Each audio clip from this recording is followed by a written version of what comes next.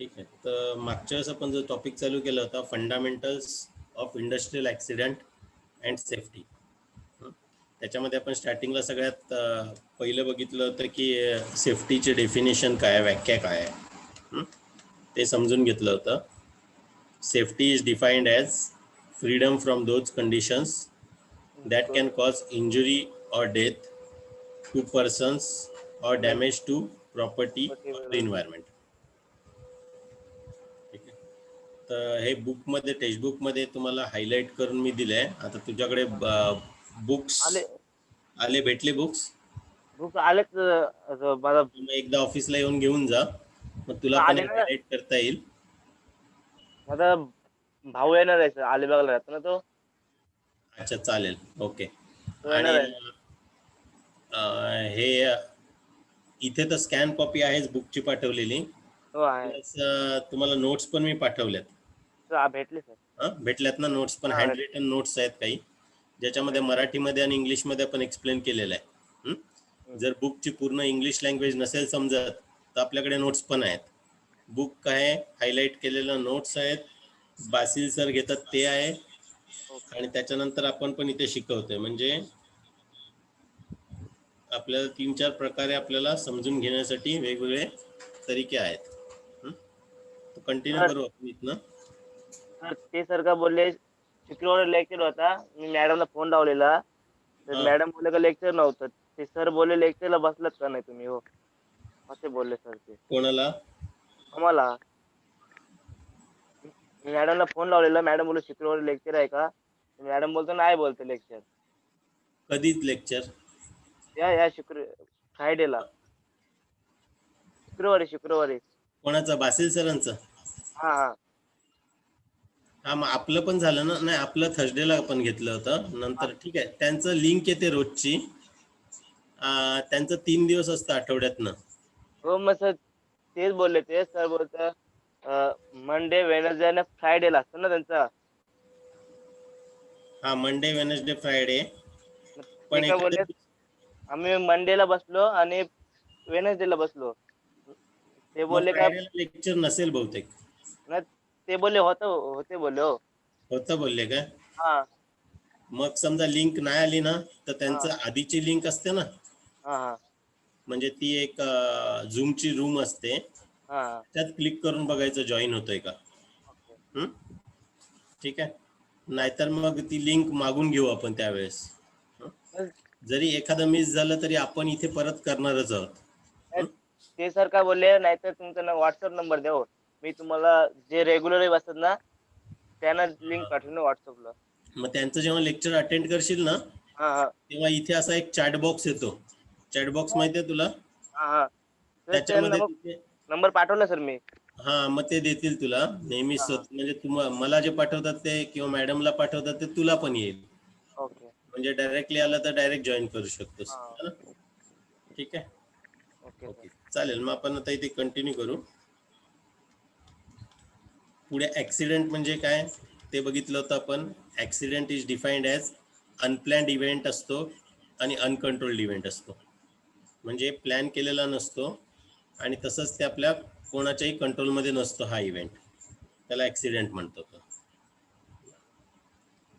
एक उदाहरण आहे ऍक्सिडेंटचं. A person tripping over uneven surface and breaking his leg. म्हणजे माणूस एका जमिनीवरनं चालताना समजा इवन सरफेस नसेल, इवन म्हणजे एकदम सपाट नसेल, तर तो घसरून पडू शकतो आणि त्याचा पाय मोडू शकतो. असं एक एक्झाम्पल म्हटलेलं आहे ऍक्सिडेंटचं. तर ऍक्सिडेंटचे 3 प्रकार आपण बघितले होते मागच्या वेळेस. ऑक्युपेशनल ऍक्सिडेंट म्हणजे जिथे काम करतो आपण, जी वर्कप्लेस आहे तिथे जे ऍक्सिडेंट होतं त्याला म्हणतो आपण ऑक्युपेशनल ऍक्सिडेंट. तर ऑक्युपेशन हा जो शब्द आहे, ऑक्युपेशन म्हणजे कामधंदा, उद्योगधंदा. तर तिथे होणाऱ्या ऍक्सिडेंटला आपण ऑक्युपेशनल ऍक्सिडेंट म्हणतो. आणि त्या ऍक्सिडेंट पासून जी इंजुरी होते, दुखापत होते, त्याला आपण ऑक्युपेशनल इंजुरी म्हणतो. पुढे आहे कम्युटिंग ऍक्सिडेंट. कम्युटिंग ऍक्सिडेंट म्हणजे फॅक्टरीमध्येच किंवा कंपनीमध्ये कंपनीच्या कंपाऊंड मध्ये समजा येता जाताना एका प्लांट पासून दुसऱ्या प्लांट मध्ये किंवा प्लांटच्या मध्येच आपण चालताना वगैरे जर का ऍक्सिडेंट झालं तर त्याला आपण कमिटिंग ऍक्सिडेंट म्हणतो. तसंच कमिटिंग ऍक्सिडेंट कशाला म्हणतात, जर आपण घरून फॅक्टरीकडे चाललो असेल, कंपनीमध्ये चाललो असणार किंवा कंपनीमधनं घरच्या रस्त्याला, त्याच्यामध्ये जरी ऍक्सिडेंट झालं तरी सुद्धा त्याला आपण कमिटिंग ऍक्सिडेंट म्हणून म्हणतो.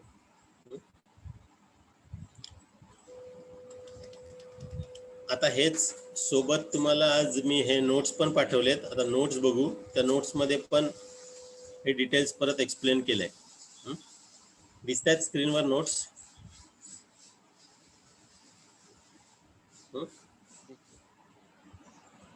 आता याच्यात मराठीमध्ये खूप काय एक्सप्लेनेशन आहे. सेफ्टी म्हणजे काय, सेफ्टीची पहिली व्याख्या परत लिहिलेली आहे. Safety is defined as freedom from those conditions that that can can cause cause injury or injury death, or death to a person damage to property or and damage to property or environment. Safety म्हणजे अशा गोष्टींपासून, आता bracket कंसामध्ये लिहिले, अशा गोष्टींपासून सुटकारा ज्यामुळे एखाद्या पर्सनची death होऊ शकते किंवा त्याला इंजुरी होऊ शकते किंवा प्रॉपर्टी डॅमेज होते किंवा वातावरणास हानी होऊ शकते. या सर्वांना सेफ्टी म्हणून संबोधित केले. आता हे नोट्स वाचले तरी कळेल आपल्याला. मेन समजून घेणं इम्पॉर्टंट आहे. सेफ्टीचे डेफिनेशन काय ते आपल्याला त्याचा अर्थ माहिती पाहिजे. तसंच बुकमध्ये आपण बघितलं ऍक्सिडेंट. तर ऍक्सिडेंट बद्दल आहे explanation. Accident is defined as unplanned. Unplanned म्हणजे प्लॅन नसलेला इव्हेंट, म्हणजे नियोजन नसलेला. नियोजित आपण ऍक्सिडेंट कधी प्लॅन करत नाही. And uncontrolled event which may lead to injury. Control मध्ये नसलेला इव्हेंट, प्लॅन नसलेला इव्हेंट, तसंच कंट्रोल मध्ये नसलेला इव्हेंट, ज्या इव्हेंट पासून दुखापत होऊ शकते असा इव्हेंट. ऍक्सिडेंटचे 3 प्रकार आत्ताच आपण बुकमध्ये बघितले, परत नोट्समध्ये आहेत. पहिला आहे पर्सनल ऍक्सिडेंट. पर्सनल ऍक्सिडेंट म्हणजे काम करते वेळेस होणारा ऍक्सिडेंट. ऑक्युपेशनल ऍक्सिडेंट जो म्हणतोय आपण, काम करते वेळेस होणारा ऍक्सिडेंट, याला ऑक्युपेशनल ऍक्सिडेंट म्हणतात. तसंच त्याच ऍक्सिडेंटमुळे जी इंजुरी होते त्याला आपण ऑक्युपेशनल इंजुरी म्हणतो. ऑक्युपेशनल ऍक्सिडेंट मुळे होणाऱ्या दुखापतीस किंवा इंजुरीज आपण ऑक्युपेशनल इंजुरी म्हणतो. नेक्स्ट आहे कमिटिंग ऍक्सिडेंट. घर व कामाचे ठिकाण यामधील रस्त्यामध्ये जर का ऍक्सिडेंट झाला तर त्याला कम्युटिंग ऍक्सिडेंट म्हणतो. तसंच कामावरील कंपाऊंड म्हणजे ऑफिसच्या कंपाऊंड, फॅक्टरीच्या कंपाऊंड मध्ये ये जा करताना ऍक्सिडेंट झाला आपला येता जाताना, त्याला कम्युटिंग ऍक्सिडेंट म्हणून म्हणतो आपण. तर हे होते ऍक्सिडेंट 3 प्रकार.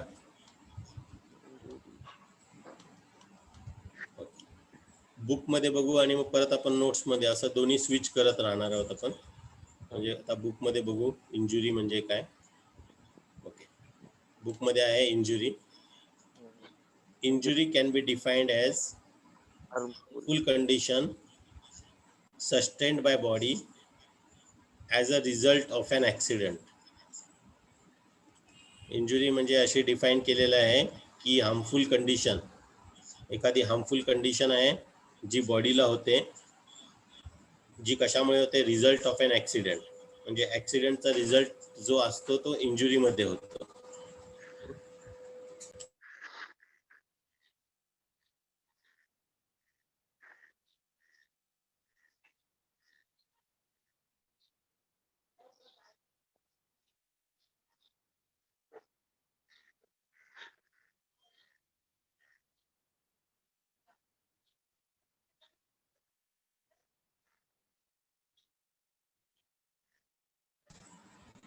सो इंजुरी हा ऍक्सिडेंटचा रिझल्ट आहे, म्हणजे ऍक्सिडेंट पासून जो रिझल्ट होतो ती दुखापत होते, त्याला इंजुरी म्हणतो आपण.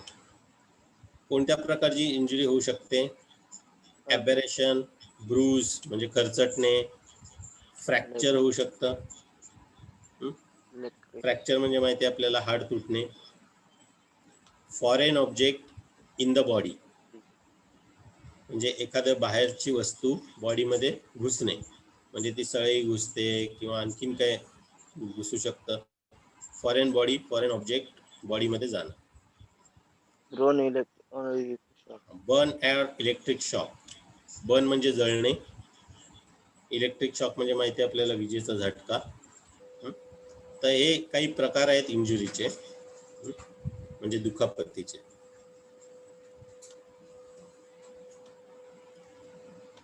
पुढचा टर्म आहे, काही टर्म्स आहेत, व्याख्या आहेत. आपल्याला ह्या आत्ता माहिती असल्या म्हणजे पुढचं पूर्ण जो सिलेबस आहे त्याच्यामध्ये हे समजा परत हे टर्म्स येतील, शब्द येतील, तर तेव्हा आपल्याला त्याचा अर्थ माहिती असला म्हणजे समजण्यासाठी सोपं जाईल. Lost time injury, an injury due to which an employee cannot join back for the job within 48 hours is a lost time injury. म्हणजे एखादा कामगार जेव्हा त्याला दुखापत होते ऍक्सिडेंट पासून, 48 तासापेक्षा कामावरती येऊ शकत नसेल, म्हणजे दुखापत एवढी मोठी आहे की तो 48 तासापेक्षा, 48 तास म्हणजे 2 दिवस, 2 दिवसापेक्षा कामावरती रुजू होऊ शकत नसेल, तर त्याला आपण तशा ऍक्सिडेंटला आपण रिपोर्ट करतो आणि त्याला लॉस्ट टाइम इंजुरीमध्ये काउंट केलं जातं. म्हणजे लॉस्ट म्हणजे गेलेला टाइम, इंजुरीमुळे जो वाया गेलेला टाइम आहे त्याच्यामध्ये त्याला काउंट केलं जातं की lost time injury. It is also known as reportable disabling injury. म्हणजे अशा इंजुरीला आपण रिपोर्ट करणं गरजेचं आहे. कुठे रिपोर्ट करायचं असतं? तर प्रत्येक फॅक्टरी असते, कंपनी असते ना, तर फॅक्टरीचा एक गव्हर्नमेंटचा फॅक्टरी इन्स्पेक्टर असतो.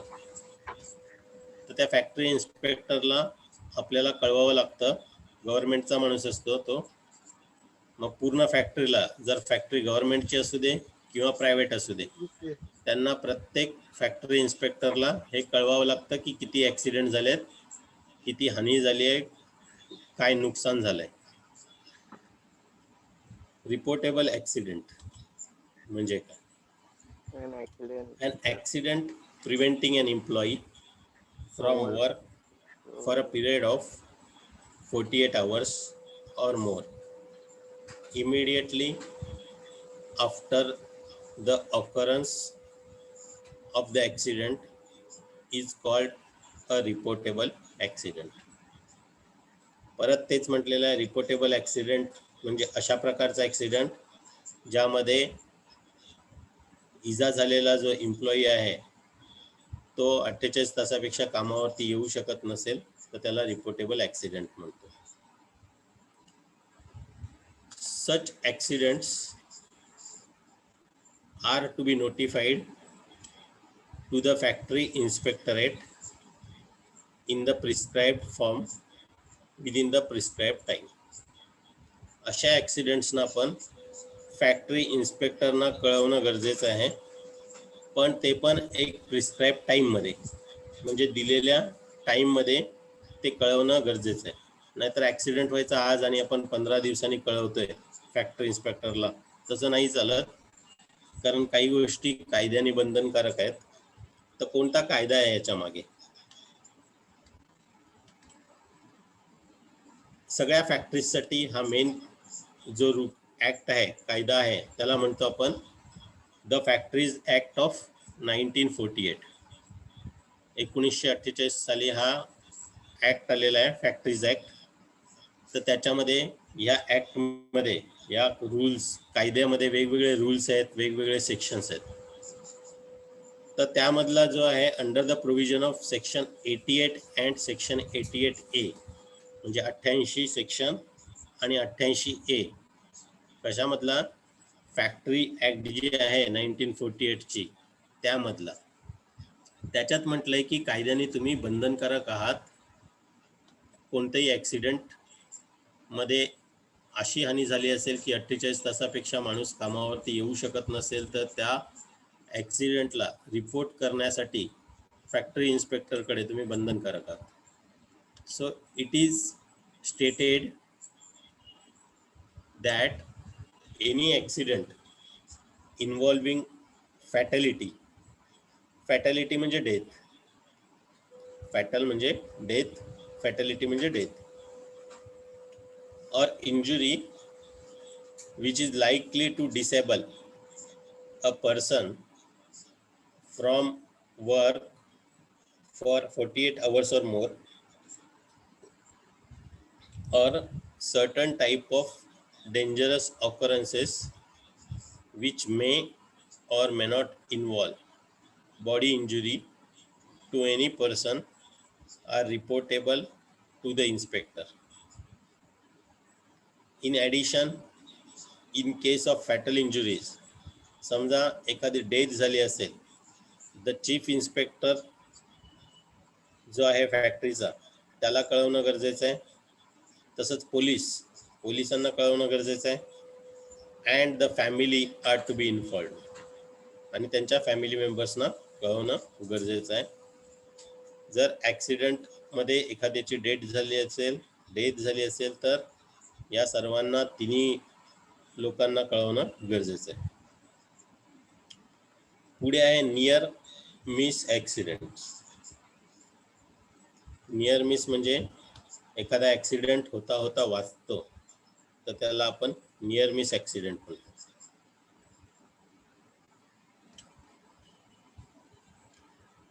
A near miss accident or incident can be defined as unwanted or unplanned event that had the potential to result in a loss. म्हणजे एखादा ॲक्सिडेंट होता वाचणे जर झाला असता तर फार मोठा झाला असता, पण भविष्यात त्या ॲक्सिडेंट किंवा इन्सिडेंटमुळे इजा होऊ शकते, तर तशा ॲक्सिडेंटला किंवा इन्सिडेंटला पण नियर मिस ॲक्सिडेंट म्हणून म्हणतो. उदाहरण दिलेलं आहे, एक example, dropping a tool box off a platform on to a walkway below, just missing an employee. म्हणजे जो टूल बॉक्स आहे वरती, समजा काम करत आहे एखादा वर्कर, त्याच्याकडे तो टूल बॉक्स घेतलाय त्यांनी, त्याच्यात काम करतोय. आता टूल बॉक्समध्ये सगळ्या काही टूल्स असतात, कटर असतं, हॅमर असतो, हे स्क्रू ड्रायव्हर्स असतात. तर त्या टूल बॉक्स हेवी असतो. तो समजा वरती जो वर्कर काम करतोय पहिल्या किंवा दुसऱ्या माळ्यावर, तो धक्का लागून समजा खाली पडला आणि खाली वॉकवे आहे, म्हणजे खालनं पण काही वर्कर्स ये जा करतायत, तर त्याच्या एखाद्याच्या डोक्यावर न पडता मिस झाला, कोणी वॉकवे मध्ये नव्हतं तेव्हा त्यावेळेस, तर अशा ॲक्सिडेंटला आपण नियर मिस ॲक्सिडेंट म्हणतो. पण भविष्यात याच्यामुळे धोका असा होऊ शकतो की समजा कोणी चालत असेल खरोखर आणि त्यांच्या डोक्यावर पडलं ते, तर मग तो ॲक्सिडेंटचं स्वरूप होतं त्याला, म्हणजे पोटेन्शियली ॲक्सिडेंट होऊ शकतो, पोटेन्शियल त्याला रिझल्ट इंजुरीमध्ये होऊ शकतो. अशा ॲक्सिडेंटना, ज्या ॲक्सिडेंटपासून आपण थोडक्यात वाचलोय, त्याला आपण नियर मिस ॲक्सिडेंट म्हणतो.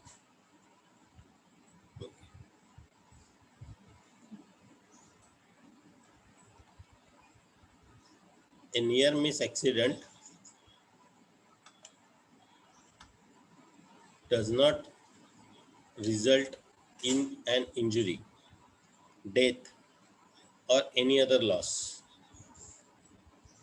but the near miss is to be treated with the same seriousness as with an accident. Near miss ॲक्सिडेंटमध्ये कोणती इंजुरी डेथ किंवा कोणता लॉस होत नाही, पण त्याची नियर मिस ॲक्सिडेंटची ट्रीटमेंट त्याला अशा प्रकारेच ठेवायचं आहे, इतक्या सिरियसली घ्यायचं आहे की जसं ॲक्सिडेंटला आपण सिरियसनेस असते त्या प्रकारेच त्याला सिरियसली हँडल करायचं आहे. तसंच हेल्थ बद्दल म्हटलेलं आहे याच्यामध्ये. हेल्थमध्ये काय सेक्शन 41C ऑफ, जसं मगाशी बघितलं होतं आपण रिपोर्टेबल ॲक्सिडेंटसाठी सेक्शन कोणता होता, सेक्शन 88 होता आणि सेक्शन 88A होता. कशातला, फॅक्टरी ॲक्ट ऑफ 1948. 1948च्या फॅक्टरी ॲक्टमधला सेक्शन 88 होता आणि 88A होता. आता इथे हेल्थबद्दल जेव्हा संबोधित केलं आहे फॅक्टरी ॲक्टमध्ये, तेव्हा त्याचा सेक्शन आहे section 41C of the factories act of 1948. Places specific responsibility on occupiers private आहे. to provide for medical examination of workers engaged in hazardous processes by factory medical officer at least once in a year. म्हणजे याचा अर्थ असा आहे की जे ऑक्युपायर आहेत, जे काम करणारे लोक आहेत, जे वर्कर्स आहेत, त्यांची मेडिकल एक्झामिनेशन करणं कोण करायचं आहे? ते मेडिकल एक्झामिनेशन फॅक्टरीचा जो मेडिकल ऑफिसर आहे त्यांनी करून घेणं. म्हणजे मॅनेजमेंटनी तो नेमून, फॅक्टरी मेडिकल ऑफिसर नेमून त्याच्याकडनं मेडिकल एक्झामिनेशन करून घेणं वर्षाला एकदा. ही रिस्पॉन्सिबिलिटी आहे कंपनीची, एम्प्लॉयरची. कशाप्रमाणे? त्याचा पण एक कायदा आहे, सेक्शन 41C प्रमाणे त्यांनी हे करून घेणं गरजेचं आहे. तर हेल्थ बद्दल आहे हे. For proper care of workers employed in hazardous processes, competent supervisors are to be appointed. जसं मेडिकल ऑफिसर अपॉइंट करणं गरजेचं आहे मेडिकल एक्झामिनेशनसाठी, तसंच म्हटलंय की प्रॉपर केअरसाठी, हजार्डस प्रोसेसमध्ये प्रॉपर केअर घेण्यासाठी, हजार्डस म्हणजे धोकेदायक प्रोसेस जी आहे कंपनीमध्ये, तिथे प्रॉपर केअर घेण्यासाठी कॉम्पिटंट सुपरवायझर्स अपॉइंट करणं गरजेचं आहे. कॉम्पिटंट म्हणजे नॉलेजेबल सुपरवायझर्स सुद्धा असणं गरजेचं आहे.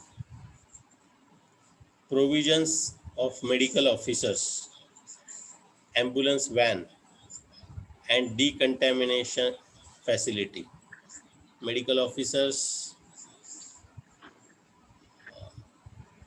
supervisor,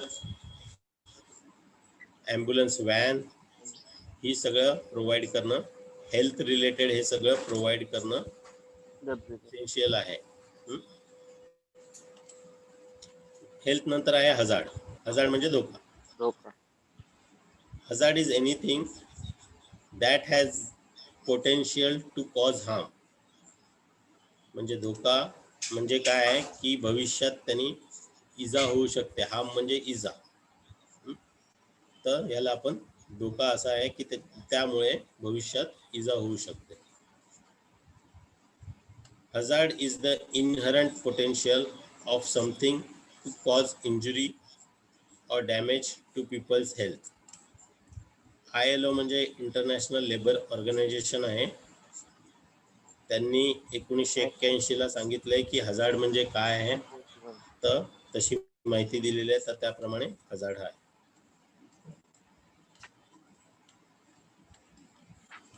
हजार्ड मध्ये येतं द ऍक्ट ऑफ रिकॉग्नायझिंग और बिकमिंग अवेअर ऑफ डेंजरस और हजार्डस सिच्युएशन्स और condition is called hazard recognition. मग आता हजार्डमध्ये हजार्ड रिकॉग्निशन काय आहे, हजार्ड आयडेंटिफिकेशन काय आहे आणि हजार्ड असेसमेंट काय आहे, तर 3 प्रकार आहेत हजार्ड धोक्यामध्ये. तर हजार्ड रिकॉग्निशन म्हणजे एखादी डेंजरस किंवा हजार्डस सिच्युएशन असेल तर त्याच्याबद्दलची माहिती असणं, हे हजार्ड रिकॉग्निशन. हजार्ड आयडेंटिफिकेशन म्हणजे काय? एखाद्या हजार्डस एजंट्सची आपण एक्सपोजर होणं, म्हणजे हजार्डस प्रोसेस चालू आहे, तिथे हजार्डस केमिकल आहे, त्याच्याबरोबर वर्कर समजा एक्सपोज होत आहे, तर ते आयडेंटिफाय करणं, त्याला हजार्ड आयडेंटिफिकेशन म्हणतात. तसंच नेक्स्ट हजार्ड असेसमेंट म्हणजे काय? ॲनालिसिस करणं. जे हजार्डस फ्युम्स असेल, गॅस असेल, त्याला ॲनालाइज करायचं की त्याच्या प्रॉपर्टीज काय आहेत, फिजिकल, केमिकल, बायोलॉजिकल प्रॉपर्टीज काय आहेत आणि ते कितपत धोकादायक असू शकतात एखाद्या माणसासाठी, तर ते शोधून काढणं याला म्हणतो आपण हजार्ड असेसमेंट. नोट्समध्ये आपण बघू एकदा, म्हणजे जेणेकरून आपल्याला अजून कळेल. इंजुरी झाली नाही.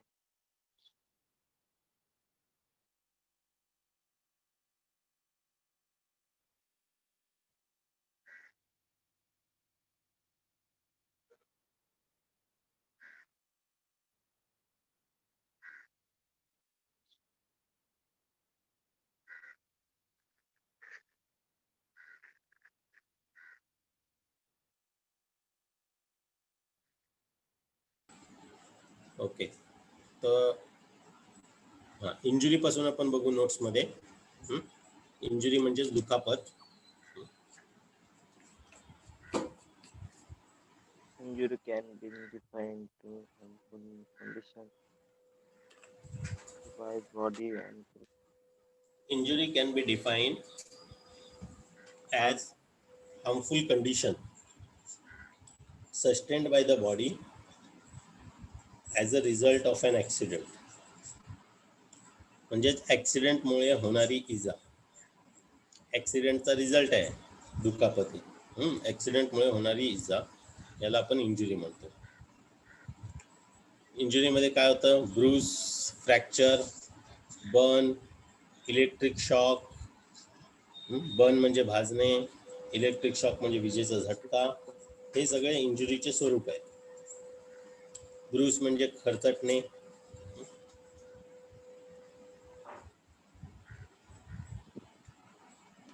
lost time injury. Lost time injury बुकमध्ये बघितले आपण, परत इथे नोट्समध्ये रिपीट करतोय Injury, कारण अंडरस्टँडिंगसाठी आपल्या.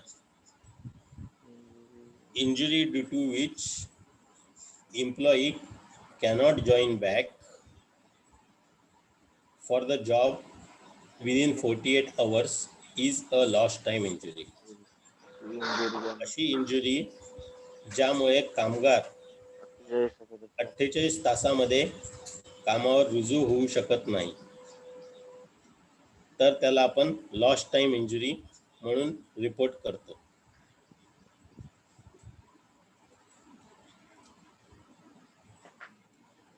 Reportable accident. accident preventing an employee from work Accident preventing an employee from work 48 for a period of 48 hours or more immediately after the occurrence of the accident is called a reportable accident. Reportable accident कधी म्हटलं जातं की एखाद्या एम्प्लॉईला कामावर, आता मराठीत ते आपण वाचू परत डायरेक्ट, जर कामगार 48 तासामध्ये कामावर रुजू होऊ शकत नसेल तर त्या ऍक्सिडेंटला तर रिपोर्ट बरोबर, वाच तर त्या ॲक्सिडेंटला रिपोर्ट केले जाते व त्याला रिपोर्टेबल ऍक्सिडेंट म्हणून नमूद करावे लागते. Very good. नमूद करण्यासाठी का नमूद करावे लागते? खाली दिलेलं आहे under section 88 and 88A of factories act of 1948 प्रमाणे असे ॲक्सिडेंट्स आपण फॅक्टरी इन्स्पेक्टरला रिपोर्ट करावे. पुढे आहे नियर मिस. अरे मॅडम यांना दोन्ही हे पाठवलं ना आज PDF भेटले सर. भेटले ना. Okay. Near miss accident.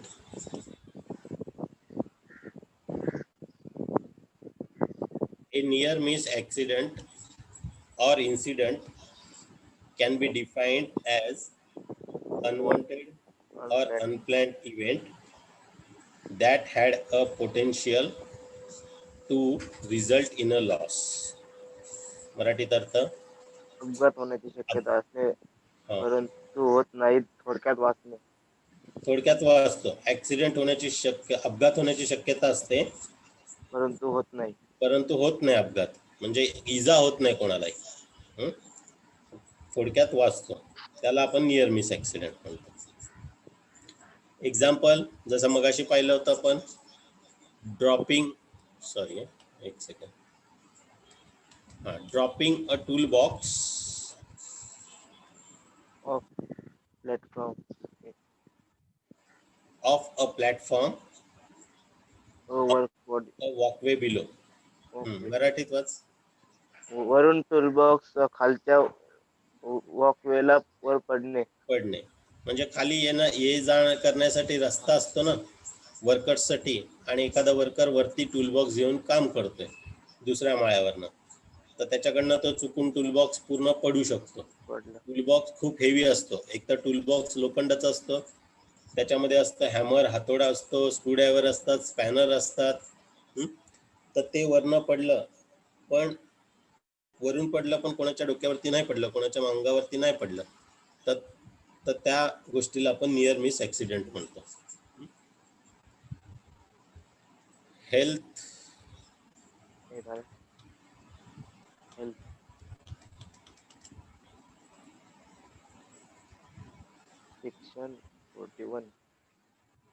Section 41C of the factories act of 1948 प्रमाणे 41C जो सेक्शन आहे त्याप्रमाणे प्रत्येक वर्कर जो हजार्डस प्रोसेसमध्ये काम करतोय त्याचे मेडिकल एक्झामिनेशन हे फॅक्टरीचा मेडिकल ऑफिसर दरवर्षी करून घेण्यात यावे. असं या सेक्शन प्रमाणे म्हटलेलं आहे की करून घेणं कंपल्सरी आहे. तसेच हजार्ड डाऊन प्रोसेस मध्ये काम करीत असलेल्या कामगारांसाठी कंप्लेंट सुपरवायझर अपॉइंट करावा. मेडिकल ऑफिसर ॲम्ब्युलन्स व्हॅनची सुविधा उपलब्ध असावी. Very good. तसेच हजार्डस प्रोसेसमध्ये जे काम करत आहेत वर्कर कामगार, त्यांच्यासाठी कोणाकोणाची गरज आहे? कॉम्पिटंट सुपरवायझर अपॉइंट करण्याची गरज आहे.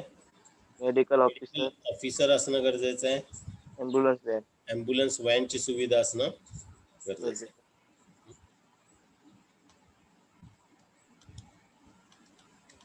हजार्ड म्हणजे धोका. हजार्डची डेफिनेशन आहे hazard is anything that has the potential to cause harm. Harm म्हणजे इजा. पोटेन्शियल म्हणजे होणे. म्हणजे हजार्ड अशी गोष्ट आहे की त्याच्यामुळे भविष्यात इजा होऊ शकते आपल्याला, म्हणजेच धोका. असा धोका आहे की ज्याच्यामुळे आपल्याला इजा होऊ शकते. तर हजार्डमध्ये ते प्रकार आपण बघितले होते. हजार्ड रिकॉग्निशन म्हणजे काय, हजार्ड आयडेंटिफिकेशन म्हणजे काय, आणि हजार्ड असेसमेंट म्हणजे काय. हजार्ड रिकॉग्निशन म्हणजे हजार्डस कंडिशन जी आहे धोकादायक. हजार्डस म्हणजे धोकादायक बद्दल माहिती असते. धोकादायक कंडिशन जी आहे त्याबद्दलची माहिती असणं, सर्वांना माहिती असणं गरजेचं आहे. म्हणजे कोणीही बघितलं तर तो रिकॉग्नाइज करू शकतो की हे हजार्ड आहे बाबा. म्हणजे माहिती असणं गरजेचं आहे. हजार्ड आयडेंटिफिकेशन म्हणजे हजार्डस कंडिशन मुळे होणाऱ्या आजार संपूर्ण माहिती असणे व प्रकृतीवरती परिणाम काय प्रकृतीवरती वाईट परिणाम होऊ शकतात आपल्या, याची सर्व माहिती असणं हजार्डस कंडिशन बद्दलची, त्याला म्हणतो आपण हजार्ड आयडेंटिफिकेशन. तसंच पुढे आहे हजार्ड असेसमेंट. आता जो हजार्ड आहे, धोका आहे, तो कशा प्रकारचा आहे, त्याच्यामुळे काय होऊ शकतं, म्हणून त्याच्या काही प्रॉपर्टीज असतात धोक्याच्या. म्हणजे काही फ्युम्स असतील, गॅसेस असतील, तर त्यांच्या काही फिजिकल प्रॉपर्टी असतात, केमिकल प्रॉपर्टी असतात, बायोलॉजिकल प्रॉपर्टी असतात. या सर्वांचे अनालिसिस करणं म्हणजेच हजार्ड असेसमेंट.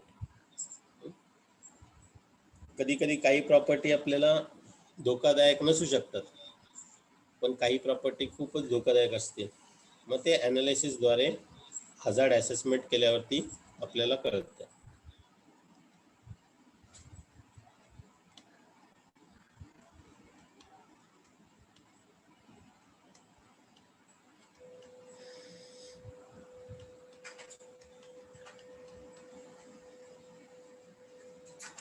ओके, पुढे आहे hazard groups.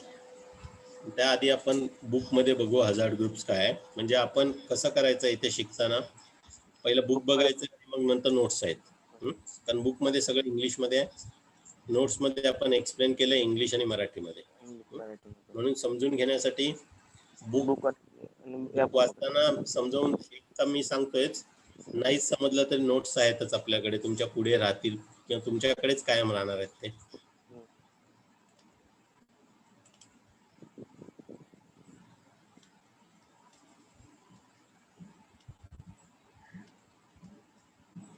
Hazards generally fall into 6 categories, 6 groups. 6 ग्रुपमध्ये त्यांना हजार्ड्सना आपण कॅटेगरी केलेलं आहे. 6 ग्रुप काय काय आहेत? पहिला ग्रुप आहे mechanical, physical, chemical, environmental, biological, organisational. Very good.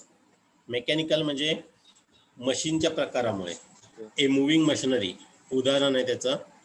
म्हणजे हजार्डस एखाद्या मुव्हिंग मशीनमुळे होऊ शकतो धोका, हजार्ड म्हणजे धोका, तर त्याला आपण मेकॅनिकल हजार्ड म्हणतो, मशीनमुळे झालेला धोका. फिजिकल हजार्ड कधी म्हणतो, किंवा जेव्हा वर्कर स्वतःहून काही स्वतःला इजा होते, तर त्याला फिजिकल हजार्ड म्हणतो. जसं slipping on wet floor. Slipping म्हणजे घसरणे, म्हणजे ओली, फ्लोअर म्हणजे जमीन.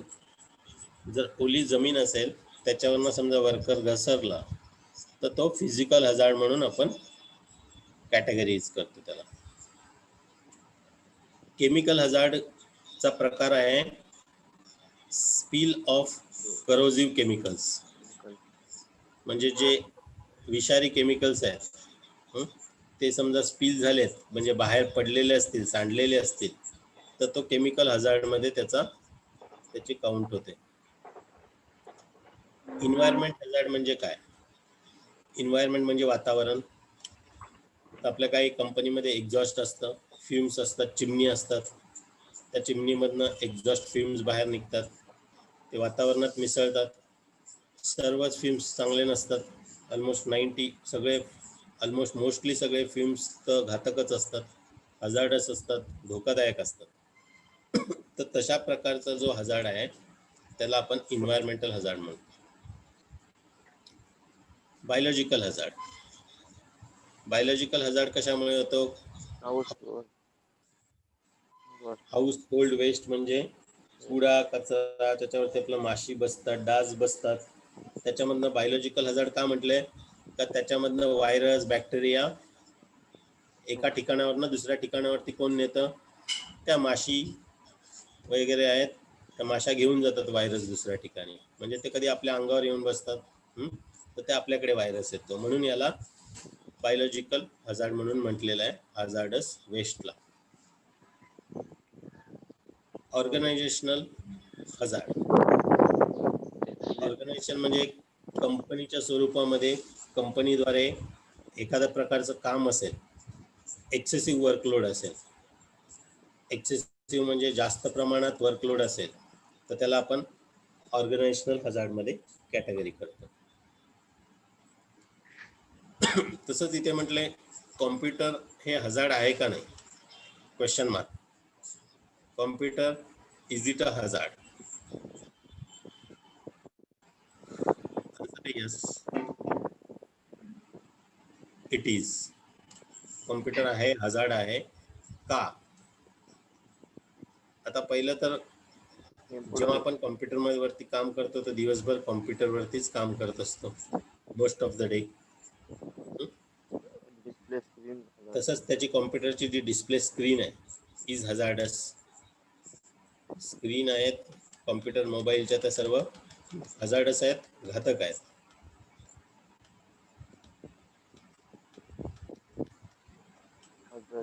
मग काही ऑर्गनायझेशनल हजार्ड मध्ये काही एक्झाम्पल उदाहरणं आहेत इथे आणि त्याचे काही सिम्पटम्स आहेत, म्हणजे परिणाम. आता जास्त नॉईज असेल तर त्याचा परिणाम काय होईल? डेफनेस येईल. डेफनेस म्हणजे डेफ म्हणजे बहिरा, बहिरेपण. तसंच व्हायब्रेशन, एखादा व्हायब्रेशन वरती काम करतोय, म्हणजे रोड आपण बघतो ना काही ठिकाणी, रोड जेव्हा डिस्ट्रॉय करतो किंवा रोड खणायचा असतो तेव्हा व्हायब्रेटरने काम करतो, किंवा एखाद्या बिल्डिंगचं स्लॅब पण पाडायचं असेल तर व्हायब्रेटरने त्याला पहिलं लूज केलं जातं. तर त्यामुळे काय होतं, आपले हँड आहेत, हात, खांदा, त्यातली हाडं काही वर्षानंतर ती नाजूक होऊन जाणार, म्हणून त्याला हँड आर्म व्हायब्रेशन सिंड्रोम म्हणतो आपण. हाडाचे जॉईंट्स जे आहेत ते निकामी होतील काही वर्षानंतर. तर तो कामाचं स्वरूप आहे व्हायब्रेशन, पण तो एक हजार्ड आहे, ऑर्गनायझेशनल हजार्ड म्हणून मान्य करतो पण त्याला. नेक्स्ट आहे डस्ट. डस्टमुळे काय होतं? ॲस्थमा होऊ शकतो, दमा. ॲस्थमा म्हणजे दमा. केमिकल्समुळे डर्मॅटिटिस हा एक रोग आहे, म्हणजे स्किनचा रोग. स्किनवरती केमिकल्स पडल्याने हा होऊ शकतो. तर डर्मॅटिटिस होऊ शकतो आपल्याला केमिकल्समुळे. पुअर पोस्चर म्हणजे ज्या प्रकारे आपण बसतो, चेअरवर वगैरे आपण ज्या प्रकारे बसतो, तर तो पोस्चर आपला नीट नसेल तर बॅक एक होऊ शकतं. बॅक एक म्हणजे पाठीच्या कण्याचा त्रास होऊ शकतो, पाठ दुखापत होऊ शकते, दुखणं होऊ शकतं पाठीचं, त्याला आपण बॅक एक म्हणतो. बॅक म्हणजे पाठ म्हटलेलं आहे इथे. बॅक एक, एक म्हणजे दुखणं, बॅक म्हणजे पाठ, एक म्हणजे दुखणं. तर पाठीच्या कण्याचं दुखापत होऊ शकते, दुखणं येऊ शकतं आपल्याला पुअर पोस्चरमुळे. एक्सपोजर टू रेडिएशन म्हणजे काही असे रेडिएशन आहेत, रेज आहेत, जसं आपण एक्सरे काढताना पण बघतो, तर रेडिएशन असेच अल्फा रेज, गॅमा रेज असे काही खूप स्ट्रॉंग रेज असतात. त्यामुळे त्या रेज मध्ये सामोरे गेल्यावरती आपण स्किन कॅन्सर होऊ शकतो आपल्याला. तर हे काही ऑर्गनायझेशनलचे हजार्ड्स आहेत, त्याचे सिम्पटम्स कशामुळे काय होऊ शकतं ते दिलेलं आहे. नेक्स्ट टॉपिक आहे रिस्क.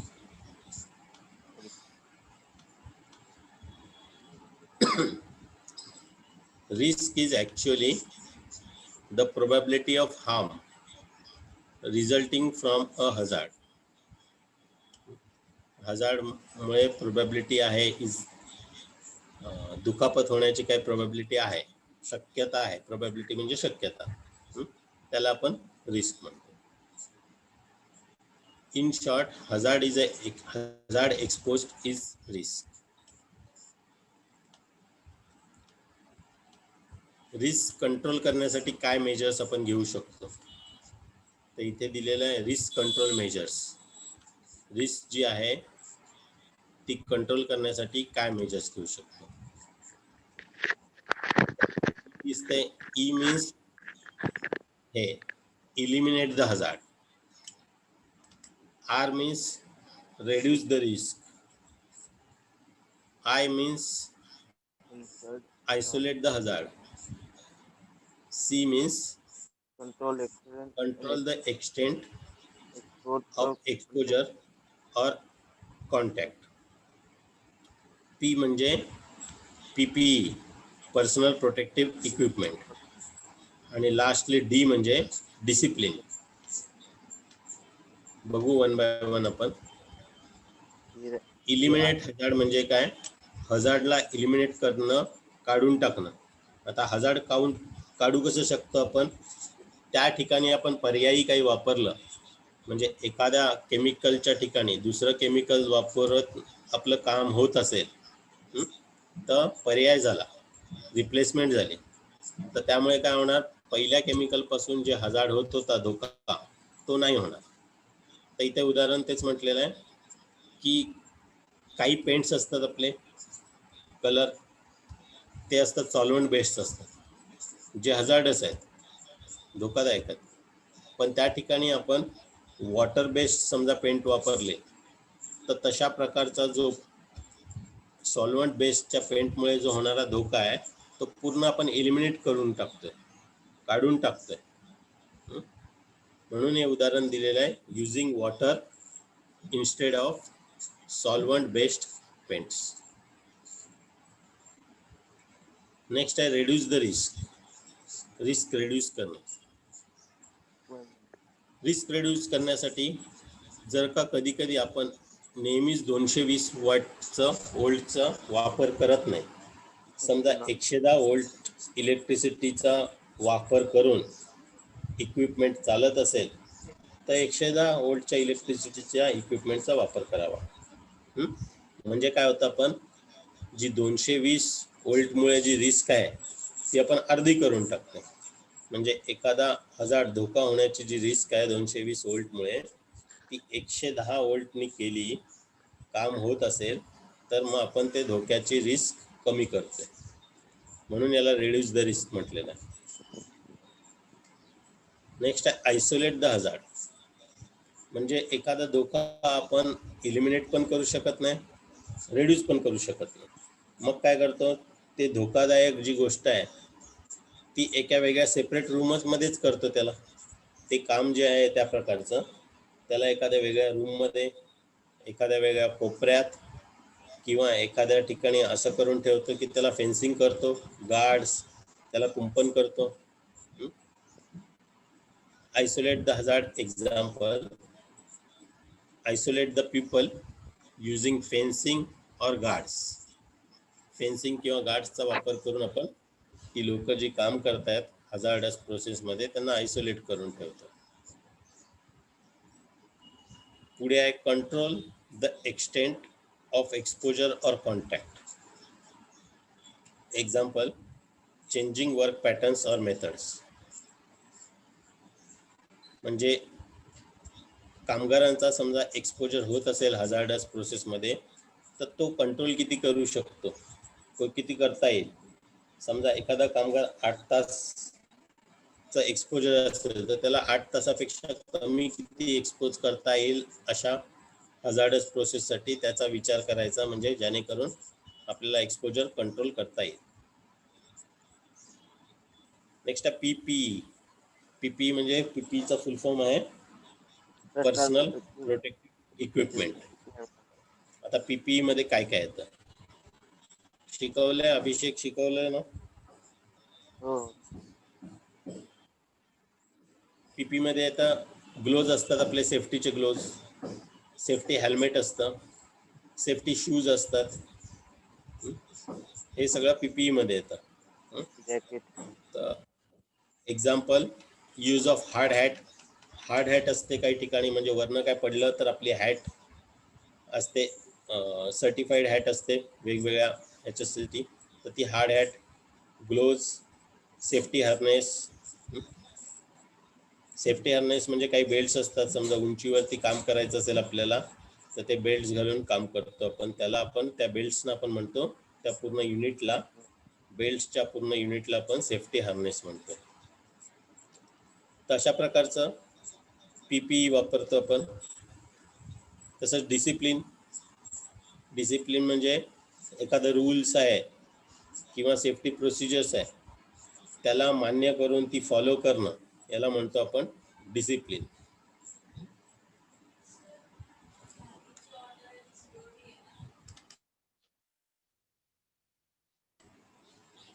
डिसिप्लिन म्हणजे रूल्स ना फॉलो करणं, याला म्हणतो आपण डिसिप्लिन. ओके, नोट्स बघू आपण याच्या आधी. जेवढं झालंय त्याचे नोट्स बघू पुन्हा. हजार्ड ग्रुप्स मध्ये बघितलं तर आपण mechanical hazard, physical hazard, chemical hazard, environmental hazard, biological hazard and organisational hazard. आता याची उदाहरण दिलेली आहेत. मेकॅनिकल हजार्डचं उदाहरण आहे मुव्हिंग मशीन. जे मशीन पासून होणारा धोका आहे त्याला आपण मेकॅनिकल हजार्ड म्हणतो. फिजिकल हजार्डचं उदाहरण आहे की slipping on the wet floor, ओली फरशी आहे त्याच्यामध्ये आपण पाय घसरून पडणे, हे फिजिकल हजार्ड. केमिकल हजार्ड मध्ये स्पिल ऑफ करोसिव्ह केमिकल्स, विषारी केमिकल्स सांडणे, हे आपण केमिकल हजार्ड मध्ये ग्रुप केलेलं आहे.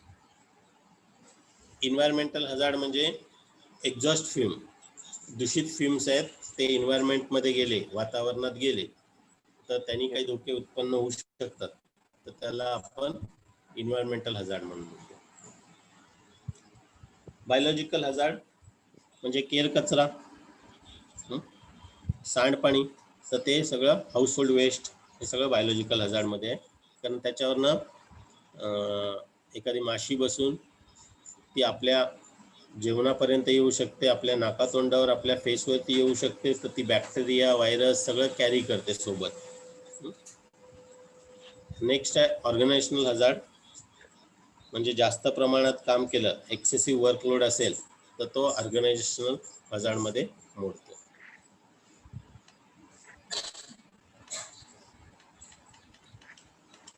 हजार्ड मध्ये होणारे काही सिम्पटम्स, डिसीज किंवा प्रॉब्लेम्स, परिणाम हजार्ड्समुळे. आता नॉईजमुळे काय होऊ शकतं, डेफनेस येऊ शकते, डेफनेस बहिरेपण. व्हायब्रेशनमुळे काय होऊ शकतं, हँड आर्म व्हायब्रेशन सिंड्रोम. डस्टमुळे दमा, अस्थमा. केमिकलमुळे डर्मॅटिटिस, हा एक त्वचेचा रोग आहे, स्किन डिसीज, तर तो होऊ शकतो केमिकल्समुळे. पुअर पोस्चर, बॅकएक, पाठीची दुखापत. बॅक म्हणजे पाठ आणि एक म्हणजे दुखणे. एक्सपोजर टू रेडिएशन, रेडिएशनला एक्सपोज केलं तर आपल्याला काय होऊ शकतं, स्किन कॅन्सर होऊ शकतं.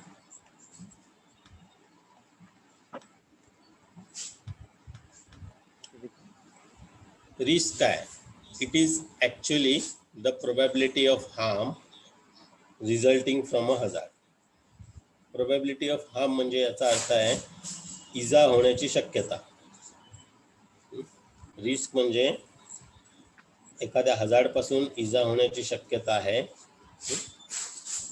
त्याला आपण रिस्क म्हणतो. Okay, hierarchy of risk control measures, ERICPD. पहिलं होतं इलिमिनेट द हजार्ड, धोका काढून टाकणे, म्हणजे सॉल्व्हंट बेस्ड पेंट्सच्या ऐवजी वॉटर बेस्ड पेंट्सचा वापर करावा.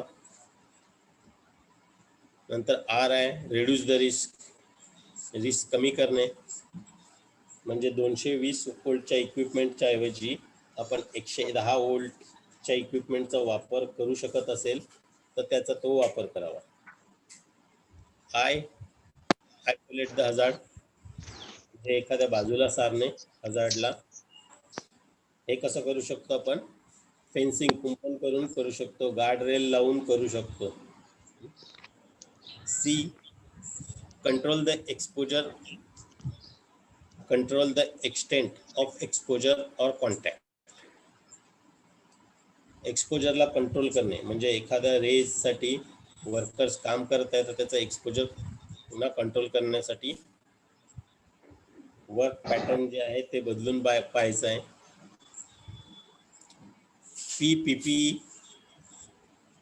पीपी म्हणजेच पर्सनल प्रोटेक्टिव्ह इक्विपमेंट. पीपी मध्ये काय येतं? हार्ड हॅट येते, ग्लोव्ज, हार्नेस, सेफ्टी हार्नेस याचा वापर सर्वांचा करावा. डी मीन्स डिसिप्लिन, म्हणजे पालन करावे, सेफ्टी रूल्सचे पालन करावे. Right. Okay okay. So topic मध्ये आपण पहिलं बुक्स बघितलं, नंतर नोट्स पण बघितलेत. दोन्ही डेंजरस ऑकरन्स पर्यंत आपण थांबतोय आता इथे. पुढच्या लेक्चरला मे बी आता अल्टरनेट डेज करू आपण, कारण हेड ऑफिसचं पण लेक्चर असेल. तर पुढच्या लेक्चरला आपण इथनं कंटिन्यू करू, डेंजरस ऑकरन्स पासून कंटिन्यू करू. काही क्वेश्चन्स, डाऊट्स नसेल तर स्टॉप करू आपण इथे. आणि मी आणखीन एक यूट्यूबचा पण प्लॅन करू की यूट्यूबवरती व्हिडिओ कसे टाकता येतील